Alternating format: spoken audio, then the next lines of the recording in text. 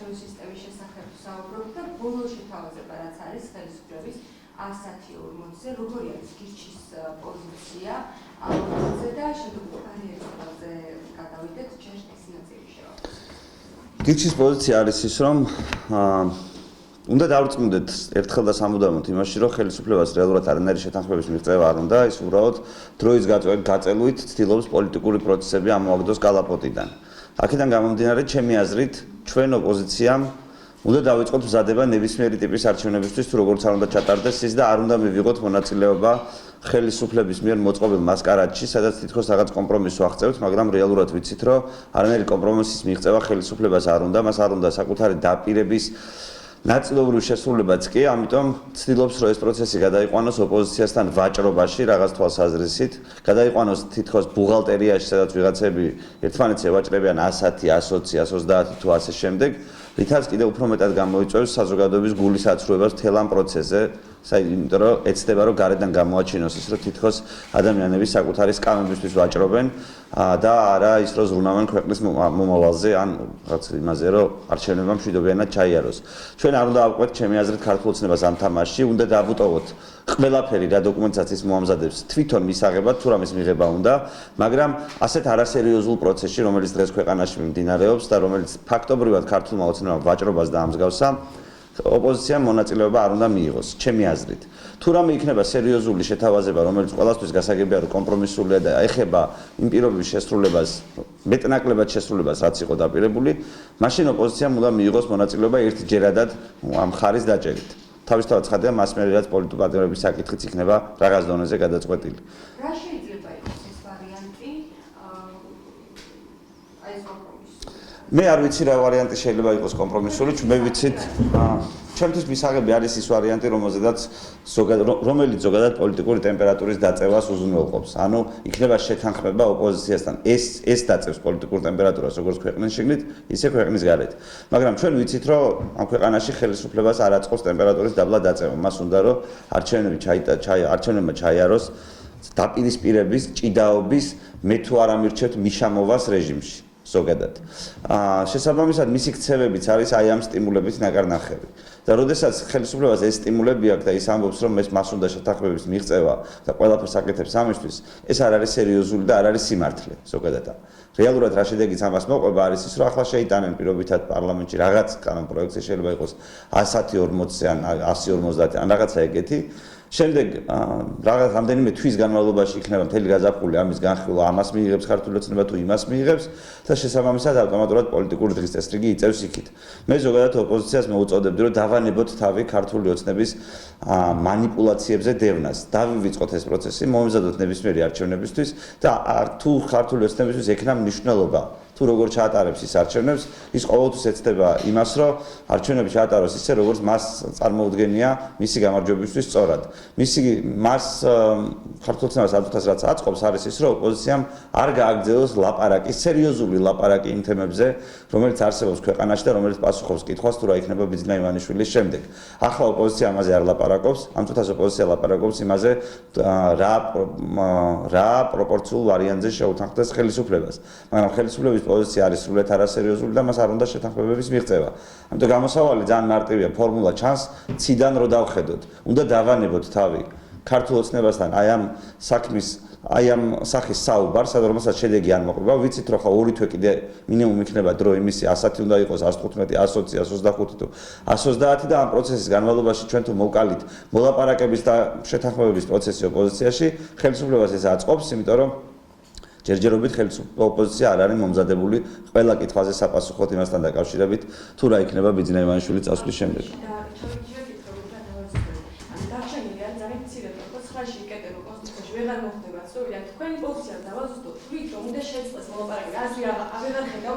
ნახეთ რას გეუბნებით, 9-მდე რაღაცა შევა პარლამენტში.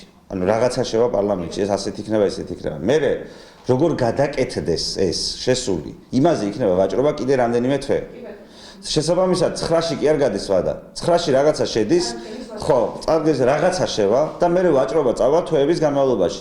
ოპოზიციასაც ახლა ამ წუთას ყველაზე მეტად ჩემი აზრით არ უნდა აწყობდეს, არის საკუთარი დღის წესრიგის დაკარგვა. საკუთარი დღის წესრიგი არა იქნება ბიძინა ივანიშვილის შემდეგ. და ეს დღესასწაული რომელიც არის შემოთავაზებული 9-ში კი არ გაზრდის ვადა. სინამდვილეში კიდე რამდენიმე თვე შეიძლება ასეთ დღესასწაული მივიღოთ.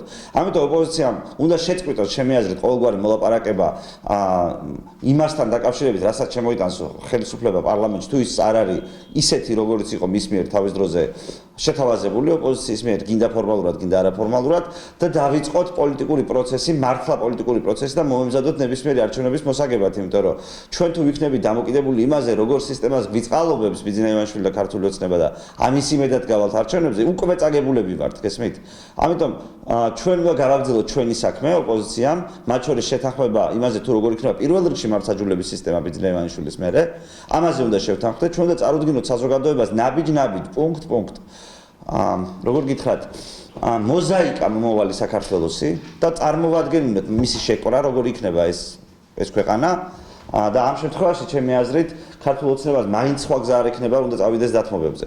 წავიდეს დათმობებზე არა იმიტომ, რომ სიტყვაზე საერთაშორისო პარტნიორები აძალებენ ამას, არამედ იმის გამო, რომ გაუფრთხილდეს საკუთარ მომავალს არჩევნების მერე.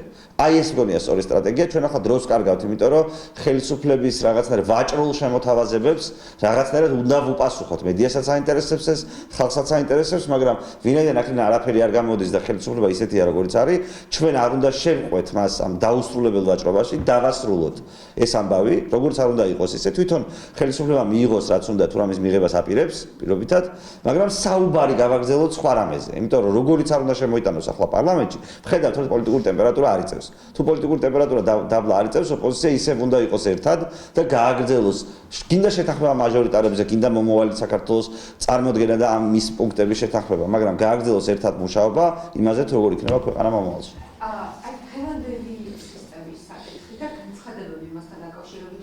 ნაციონალურ მოძრაობას აწყობს ეს სისტემა, გიორგი საუბრობდა გუშინ ამაზე და თქვა, რომ პატარა პარტიები ძნელად ყავს აყალილი ნაციონალურ მოძრაობას და იმ ბლოკებით და მაღალი ბარიერით. გასაგებია რაც გულისხმობა ხო ამაში. და არის ხელისუფლების წარმომადგენლები ამ პროექტებში ახსენებენ 1%-იან ბარიერს. რომ არ არის ეს პრობლემა, რასაც იტყვიან, რომ იმას ჩავწერთ ოპოზიციის ბარიერთან დაკავშირებით, ხო? 1%-იან ბარიერზე საუბარი. ამასთან დაკავშირებით რომ გითხრათ, 1%-იანი ბარიერი რას მოიტანს, თუ შედგება ამაზე რაიმე სახის შეთანხმება და აი ნაციონალურ მოძრაობას რომ აწყობსო და ეს ბლოკები და ძნელად დაყვანა პატარა პარტიებს, ამაზე რას ფიქრობთ? მე მგონი მე არა ვარ ადრესატი, იმიტომ რომ მე არ გზნობ თავს მძევლად. ანუ ამიტომ თქვენ უნდა მოძებნოთ რომელიმე სხვა პარტია, რომელიც თავს გზნობს მძევლად და კითხავთ მას რა შეგრძნება ეს. თუ ეს ასეა. რაც შეეხება იმას, რა ქვია, ბარიერის საკითხს, ჩემი აზრით ბარიერის საკითხი მნიშვნელოვანია ზოგადად. ანუ ზოგადად მე ვფიქრობ, რომ მაგალითად ჩვენ 5%-იანი ბარიერი გვაქვს სრულად პროპორციული 2020 წელს და მე მირჩევნია, რომ ის მინიმუმ 3 იყოს, ან საერთოდ არ იყოს ბარიერი. ეს უკეთესი იქნებოდა მეორე ვარიანტი. მაგრამ ამ წუთას ამ შემთხვევაში კონკრეტულ კონფიგურაციაში, რომელიც გვაქვს ამ წუთას ქვეყანაში. 3%-იანი ბარიერი, რომელიც ახლა არსებობს 77-ზე, ჩემი აზრით და ბევრს არ აწყობს ეს ბარიერი, ანუ არ აწყობს ერთი და მეორე ვიღაცები თვლიან, რომ ეს არასამართლიანია. მაგრამ ეს ამ ბარიერის მოხსნის საკითხი ვერ იქნება პრინციპული ხელისუფლებასთან შეთანხმების მისაღწევად, იმიტომ რომ ის ხალხი, რომელმაც ეს შეთანხმება უნდა მიაღწიოს, მათთვის თავარი პრიორიტეტი არ არის ბარიერის მოხსნა. მათთვის თავარი არის პროპორციული არჩევნები. შესაბამისად, შეიძლება ვიღაცისთვის ბარიერიც მნიშვნელოვანია, მაგრამ ცალკე აღებული ბარიერი იმ ხალხისთვის არ არის მნიშვნელოვანი, რომელიც საკმარისია ლეგიტიმური შეთანხმების მისაღწევად და იმისთვის, რომ თავი არ მოვიტყუოთ. მაგალითად, შევთანხმდე ერთ პოლიტიკურ პარტიას ვიღაცას და თქვა, რომ იმას მიაღწიე კომპრომის ოპოზიციასთან, ეს არ გამოვა. და ამ კომპრომისის მიღწევას 3%-იანი ბარიერის საკითხის გადაჭრა, გინდა ასე, გინდა ისე, ვერ უშველის. ამას უშველის პროპორციული არჩევნების და პოლიტპარტნიორების საკითხის გადაჭრა. თუმცა, მე კიდევ ერთხელ ვიმეორებ იმას, რომ ჩვენ, ჩემი აზრით, მოსახლეობაც პირველ რიგში დაიღალა ამ პროცესის გარედან ყურებით. გარედან რა ჩანს, რას აკეთებს ახლა ხელისუფლება? გარედან ხელისუფლება ცდილობს გააკეთოს ის, რომ ოპოზიცია და თვითონ, ანუ მარტო თვითონ კი არ არის ცუდი, ოპოზიციაც ცუდია და თვითონაც და ოპოზიციაც სკამებზე ჩალიჩობენ. ეს ჩანს გარეთ. და ამას საქართველოს ოცნება რაც არის სიტუაციის ხალხმა და შესაბამისად ოპოზიციის ნაწილი შეიძლება იცის ხალხმა ასევე და ხელისუფლებას უნდა დააბრუნოს ისევ ის ნარატივი ქართულ პოლიტიკაში, რომ პოლიტიკოსები სკამზე ჩალიჩობენ. რო გადაგვაგდეს იმას კი არ აპროტესტებენ, სამართლიან არჩევნებს კი არ ითხოვენ. არამედ სკამზე ჩალიჩობენ. და აი ამ ნარატივში არ უნდა შევყვეთ და აქედან გამოსავალი ერთადერთი გზა არის ის, რომ უბრალოდ დავამთავროთ ამ თემაზე საუბარი, ხელისუფლებამ მიიღოს რაც უნდა, გინდა ერთი თვე გაწელოს, გინდა ორი თვე, არ მივაქციოთ საერთოდ ყურადღება და ჩვენ ოპოზიციამ გადავდგათ შემდეგი ნაბიჯები მომავალი საქართველოს წარმოსადგენად და კონკრეტული შეთანხმებების მისაღწევად. აი როცა თქვენ საუბრობთ, რომ ამ თანამდებობებზე საუბრობთ და ახლა რომ მოვიგზავნოთ ნებისმიერი სისტემა, თუნდაც არსებული სისტემა, კი ბატონო. იყო საუბარი გეგმა ბერას არსებობდა საერთო კანდიდატები, მაჟორიტარის კანდიდატები. დასახელებიდევაც რამდენიმე გვარი ეს სიამ რომ გავრცელდა მედიით, თავად მართლა გავრცელა. როგორ ფიქრობთ, ანუ თქვენ როგორი მოახერხებს ოპოზიცია აი ეს სპექტრი რაც არის შეკრებილი საერთო კანდიდატების ჩამოყალიბებას ის სია რაც იყო გავრცელებული იქ ძირითადად ნაციონალური მოძრაობის და ევროპული საქართველოს კანდიდატები იყვნენ და ერთადერთი იყო შავანაძეაშვილი. ალეკო ელისაშვილიც იყო თუ არ ვცდები?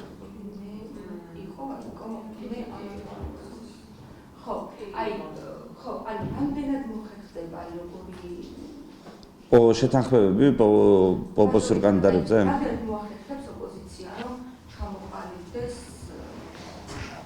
საერთო კანდიდატებზე ის ყველასთვის მისაღებია და ამ შემთხვევაში შანსები რამდენად აქვს რომ ოცნება დაამარცხონ ამ ლიდერებს? და თქვათ რამდენად იქნება ისე რომ არ იქნათ მხოლოდ ნაციონალური მოძრაობის და გულწრფელად რო გითხრათ, მე პირველად ვარ ამ პროცესში, ზოგადად პირველად ვნახულობ ამ პროცესს, ამ მაჟორიტარების შეთანხმება და არ შეთანხმების საკითხი რო იხილება. როგორც მეუბნებიან ჩემი კოლეგები ოპოზიციიდან, ეს საკმაოდ რთული და კომპლექსური საკითხია და მარტივად არ გადაწყდება და იქნება სირთულეები და პრობლემები. თუმცა დაძლევადია და ზოგადად მიღწევადია შეთანხმებები. რამდენად ეყოფა მხოლოდ ეს შეთანხმება არჩევნებში გამარჯვების მიღწევას? მე არ ვიცი. მე ვფიქრობ, რომ მარტო კანდიდატებზე შეთანხმება არ იქნება საკმაოდ. ვიღაც ადამიანები არიან, რომლებიც ფიქრობენ, რომ მხოლოდ ოპოზიციურ კანდიდატებზე შეთანხმება საკმარისია გამარჯვებისთვის. მე ამას ესე არ ვუყურებ. მე ვფიქრობ, რომ მხოლოდ ეს არ არის საკმარისი. გარდა ამისა, საჭირო არის ჩვენ მოსახლეობას წარმოვადგენინოთ, რას გააკეთებს ეს საერთო კანდიდატი. რისთვის ვირჩევთ მას? ანუ რა გვინდა ამ კაცისგან? საბოლოო ჯამში 150 კაცს რო ავირჩევთ, როგორიც არ უნდა იყოს ის რას გააკეთებს ეს ხალხი, აი ეს თუ არ ვუთხარით ადამიანებს, მათ ნაკლები სტიმული ექნებათ არჩევნებზე გაიქცნენ და ხმა მიცენ, მაშინ იმ რეალობაში, როდესაც მეორე მხარეს არსებობს უზარმაზარი ფინანსური და ადმინისტრაციული რესურსი, თავის საბჭოთა მმართველობის სისტემით, პროკურატურით, სასამართლოთი და ასე შემდეგ. აქედან გამომდინარე, ჩემი აზრით არ ღირს გარისკვა. აუცილებელი არის შეთანხმება საერთო იდეაზე, რომელიც იქნება რაღაც თვალსაზრისით შემბოჭავი ყველა ჩვენთაგანისთვის ოპოზიციაში მიუხედავად იმისა, ვის რა გაუკეთებია წარსულში და ვის რა ცოდვები აქვს ჩადენილი, ამის მიუხედავად ჩვენ უნდა შევძლოთ საერთო ახალ იდეაზე, ახალ სახალხო იდეაზე შეთანხმება ჩემი აზრით. და ის ადამიანებიც, რომელსაც დღეს ნაკლებად ენდობიან, უნდა ცდილობდნენ იმას, რომ თავი მოაწონონ მოსახლეობას, აჩვენონ, რომ ისინი რაღაც თვალსაზრისით შეიცვალნენ, ან დღეს სხვანაირად უყურებენ საკითხებს და წარმოადგენინონ, დაგვეხმარონ ჩვენც და საკუთარ თავსაც იმაში, რომ წარმოადგენინონ ადამიანებს ქვეყანა მომავალში, მათ ხელში არსებული ქვეყანა როგორი იქნება ის. და ეს წარმოადგენინონ მაქსიმალური დეტალიზაციით, სადაც ეს შესაძლებელია. იმიტომ რომ განზოგადება, ზოგადი საუბარი დღეს უკვე აღარავის აღარ ჯერა. აღარ ჯერა იქიდან გამომდინარე, რომ ფაქტობრივად ზოგადი საუბარი ამ ქვეყანაში პოლიტიკოსების პრინციპებს კი არ ემსგავსება, რომ ჩვენ პრინციპებზე ვსაუბრობთ, რომ ზოგადად და მე ყველანი ვასრულებთ ამ პრინციპებს. არამედ ემსგავსება სადღეგრძელოებს, რომელიც არანაირ ვალდებულებას შემდეგში არ იწვევს და შეგიძლია როგორც გინდა ისე მოაბა ამ ყანწს ყური, გინდა აქეთ ამხრიდან, გინდა იქით ამხრიდან. ამიტომ ეს რო არ მოხდეს, ადამიანებს არ გაუჩნდეთ განცდა, რომ მათ კიდე ლამაზი სიტყვებით ატყუებენ, უფასო ფულის მსგავსი რაღაცეებით. საჭირო არის მაქსიმალური დეტალიზაცია. როგორი ქვეყანა იქნება, როგორი იქნება პოლიცია, როგორი იქნება სასამართლო, როგორი იქნება პროკურატურა, როგორი იქნება, რა ვიცი, ჯანდაცვის სამინისტრო პირობითად თუ ეს ვინმეს აინტერესებს, როგორი იქნება სკოლები, იმაში რა ქვია, საქართველოში ბიძინა ივანიშვილის შემდეგ, როგორი იქნება, რას უშვებით სახელმწიფო ქონებას, ჩვენ ვიცით, რომ გაჭირვებულ ქვეყანაში, სადაც ხალხი ღატაკია, ქონების 80% არის სახელმწიფო საკუთრება და ხალხის სიღატაკის მთავარი მიზეზიც ის არის, რომ სახელმწიფო საკუთრებაა ყველაფერი. და ადამიანებს ის რომ ჩვენ დღეს რამით ვარსებობთ ქონების, მთელი სახელმწიფო ქონების 20%-ით ქვეყნის მოსახლეობის 100%. და ღარიბები ვართ არა იმის გამო, რომ ჩვენ ვართ სულელები. შეიძლება ესეც იყოს რაღაც თვალსაზრისით მიზეზი, მაგრამ მხოლოდ ეს არ არის მიზეზი. მიზეზი არის ის, რომ ჩვენი სისულელის გამო ვერ მივხვდით იმას, რომ ქვეყნის 3/4 უპატრონოდ გვაქვს მიტოვებული და ვერ ხვდებით, რომ ერთმანეთს უნდა გადავუნაწილოთ. რომ ეს ქვეყანა თუ ვინმეს ეკუთვნის ქართულ ხალხს და არა სიტყვაზე აბსტრაქტულ სახელმწიფოს, როგორც გითხეს კომუნისტებმა თავის დროზე. მაგათი ბრალია ისო წაგვართვეს და გააკულაკეს ხალხი და საკუთრება წაართვეს და გახდა სახელმწიფო საკუთრება. ჩვენ ახლა უნდა მივხვდეთ განკულაკების 100 წლის თავზე, რომ ეს ქონება უკან დავიბრუნოთ. თუ ამას მივხვდებით და სწორი მიმართულებით ვიმოძრავთ, მაშინ გვექნება შანსი. თუ ვერ მივხვდებით და მხოლოდ ჯოს დახილით მომინდომებთ ბიძინა ივანიშვილის დამარცხებას, გვესმოდეს, რომ მას 5 მილიარდი აქვს. 5 მილიარდი ნიშნავს იმას, რომ მას შეუძლია თავისი ქონების 5-6% დახარჯოს მხოლოდ და თითოეულ ადამიანს 1000 ლარი გადაუხადოს ერთ ხმაში. ხო ხვდებით რა ხელისუფლება არის ღარიბ ქვეყანაში?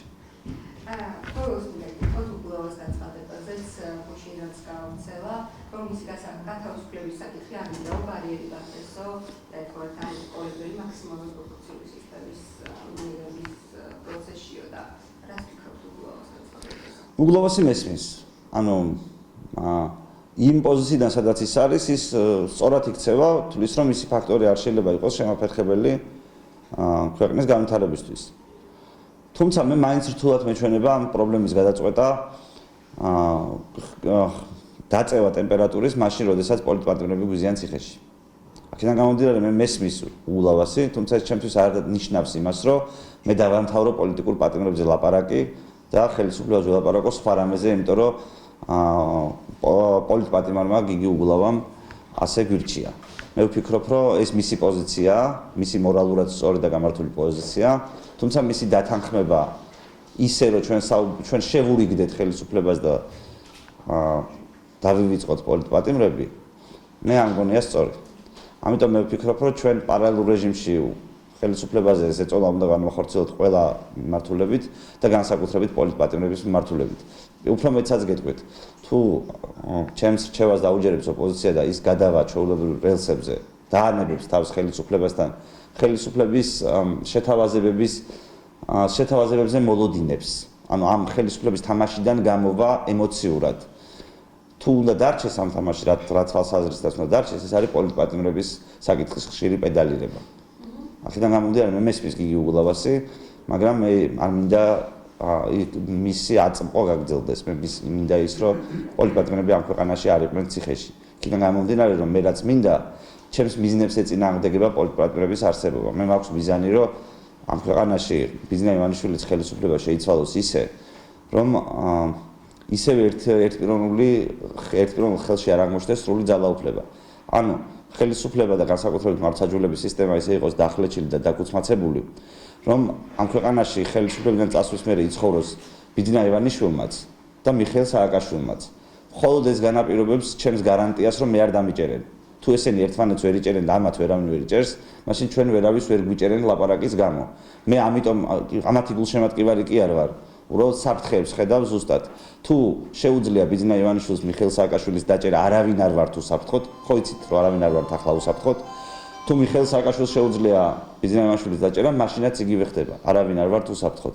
ამიტომ თუ გვინდა რომ ჩვენ უსაფრთხო ქვეყანაში ვიცხოვროთ, ახლა პოლიტპატრონები არ უნდა გვყავდეს, იმიტომ რომ როდესაც ხელისუფლება შეიცვლება და პოლიტპატრონები გარეთ გამოვლენ, ჩვენ მათ ვერ ვეტყვით უარს იმ ხალხის დასჯაზე, რომლის გამოც ისინი იყვნენ პოლიტპატრონები და უკანონოდ იჯდნენ. სწორედ ამიტომ ახლა უნდა მოვაგვაროთ ეს პრობლემა, მე ხალხის დაჭერა არ მოგვიწიოს.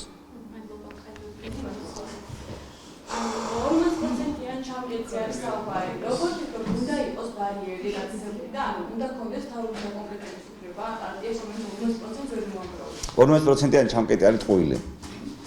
ამ 40%-იან ჩამკეტის პრობლემა ისაა, რომ ის ტყუილს ეფუძნება.